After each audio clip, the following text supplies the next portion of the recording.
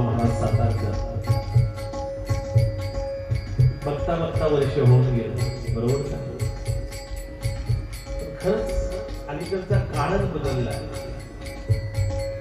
जोपर्यंत माणसं देवाला मानत नाही तोपर्यंत माणसं माणसाला मानणार कशी? कळते का नाही? जाता जाता एक सुंदर असं वाक्य महाराज बोलून गेले बरं का रवी महाराज. शेवटी जगासाठीच जगले. 27 कोटीची जागा घेतली मुंबईला, नेरूळला 13 कोटीचं मंदिर बांधलं त्यांच्यावर. 40 कोटी रुपयात एखादी कंपनी विकत आली असते.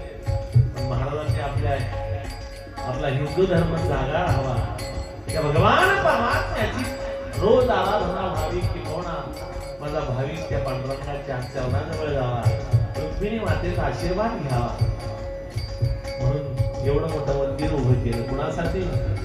फक्त हिंदूसाठी. याचा अर्थ दुसऱ्याने जावा असं नाही बरं का, सगळ्यांसाठी ते मोकळंच आहे. पण जाता जाता एक वाक्य बोलून गेले, त्यातलं एक वाक्य तुम्हाला सांगतो. कुणी देवाला मानेल आलं ना मानेल, तो ज्याचा त्याचा प्रश्न. काय म्हटलं मी? आलं लक्षात? कुणी देवाला मानेल आलं न मानेल हा ज्याचा त्याचा प्रश्न. खरं सांगतो, त्याने तुम्हाला मानलंय म्हणून तुम्ही इथं आहात. ज्या दिवशी तो मानणार नाही त्या दिवशी तुमच्याही दारात अशीच गर्दी होणार, आणि ती गर्दी पाहायला मी नसणार याचं मला दुःख आहे. कळलं का? देवाचं अस्तित्व मानावं.